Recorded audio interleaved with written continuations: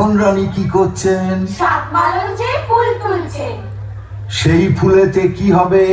মালা গেঁথে রাজার গলায় পরিয়ে দেবে। না না, তা হলো না। রানীর মালা গাঁথা আর হলো না।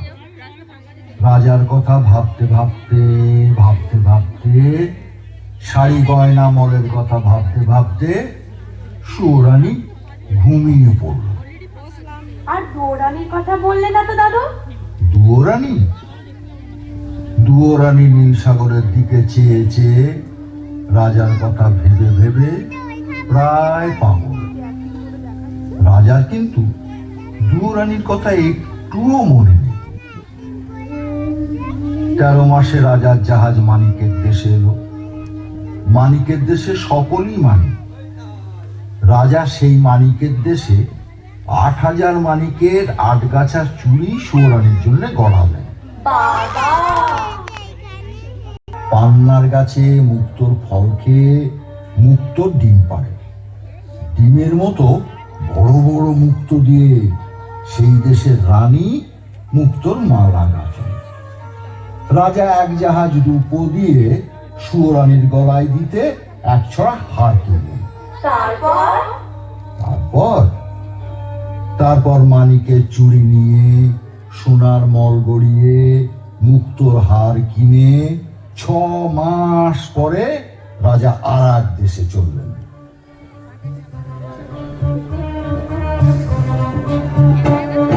সেই দেশে নীল মানিকের গাছে নীল গুটি পোকা নীলকান্তমণির পাতা খেয়ে জলের মতো চিকন, বাতাসের মতো ফুরফুরে, আকাশের মতো নীল রেশমের গুটি বাঁধে। রাজার মেয়ে সারা রাত ছাদে বসে আকাশের সঙ্গে রং মিলিয়ে সেই নীল রেশমের শাড়ি বোনে। একখানা শাড়ি বুনতে 6 মাস যায়। সোনা দিয়ে আদরিনী সুরানীর জন্য শাড়ি কিনলেন। রাজা মন্ত্রীকে বললেন, মন্ত্রীমশাই। বলুন মহারাজ। মন্ত্রীমশাই, বড় ভুল হয়ে গেছে। কি ভুল মহারাজ? বড় রানী শাড়ি গয়না কিছুটি চাইনি, শুধু একটা ছোট্ট বাঁদর চেয়েছিল। বাঁদর আনা হয়নি। দেখুন, একটা ছোট্ট বাঁদর খুঁজে পান কিনা। যে আজ্ঞে মহারাজ। মন্ত্রী মশাই বাঁদরের সন্ধানে চলে গেলেন। আর রাজা মশাই সাদা হাতির পিঠে চড়ে সোজা রাজমহলে ছোট রানীর কাছে গেলেন। ছোট রানী, ছোট রানী, ছোট রানী, দেখো তোমার স্বাদের গহনা, শখের শাড়ি নিয়ে এসেছি। এই না। ও মা, বাহ, কি সুন্দর। মহারাজ, মহারাজের সব আমার। সব তোমার। তোমাকে ছাড়ার কাকে দেব? না না না, পড়ো পড়ো পড়ো। ছোট রানী 2 হাতে 8 গাছা চুড়ি পরলেন। মানিকের চুড়ি রানীর হাতে ঢিলে হলো, হাতের চুড়ি কাঁধে উঠল। আচ্ছা আচ্ছা। রানী 2 পায়ে 10 গাছা মল পরলেন।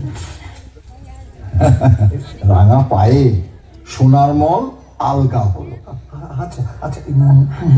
রানী মুক্তোর হার পরতে গেলেন। না না, পারলেন না।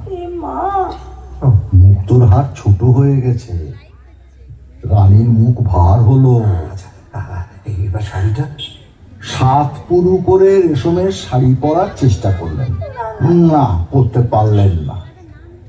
নীল রেশমের নীল শাড়ি হাতে বহরে ছোট হয়ে গেছে। রানীর চোখে জল এলো।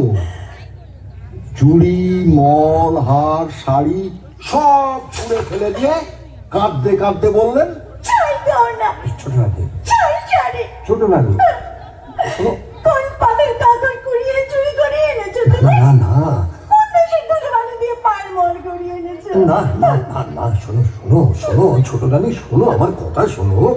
শান্ত শান্ত, আমার কথাটা শোনো। আমি শান্ত হব না। ছি ছি ছি, এই কার গলার মুক্তো? এই কার গলার হার? কোন রাজকন্যার শাড়ি? কি করেন? রানী কিছুতেই দরজা খুললেন না দেখে রাজসভায় এসে মুখ ভার করে বসে রইলেন। কি হচ্ছে? ভিডিও করছো?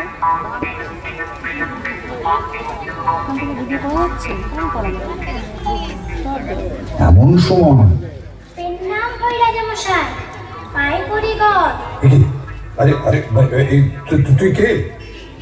হুপ হুপ হুপ হুপ পিচির পিচির পিচির পিচির আমি দাশানি দাস বাদর। আরে আরে এ কি বাঁদরে কথা বলে দেখি? আজব ব্যাপার, আজব ব্যাপার। কোথায় রে তোর ঘর? জাদুকরের দেশে ছিলাম এলাম দেখো আমায় কিনে এনেছে রে মন্ত্রীবর। জাদুকরের দেশে ছিলাম এলাম দেখো আমায় কিনে এনেছে রে মন্ত্রীবর। বাঁদর বলে ডাকে সবাই বাঁদর আমার নাম। একটি কানা করে শুধু এই জীবনের দাম। হ্যাঁ মহারাজ, বাঁদর ঠিক কথা বলেছে। রাজ্যের মাঠ ঘাট দোকানপাট খুঁজে কোথাও না পেয়ে শেষে জাদুকরের দেশে এক বণিকের কাছ থেকে এক কানাকড়ি দাম দিয়ে একে কিনে এনেছি। বেশ করেছেন, বেশ করেছেন। ওকে বড় রানীর কাছে আমি দিয়ে আসবো। কিন্তু মন্ত্রীমশাই, বলুন মহারাজ। মন্ত্রীমশাই, খুব আশ্চর্য লাগছে। এত কষ্ট করে, এত সোনা দানা মোহর ব্যয় করে, এত দূর দেশ থেকে ছোট রানীর জন্য চুড়ি হার রেশমের শাড়ি নিয়ে এলাম, অথচ অথচ সব ছোট হয়ে গেল, গায়ে হলো না, পরতে পারলো না শাড়ি।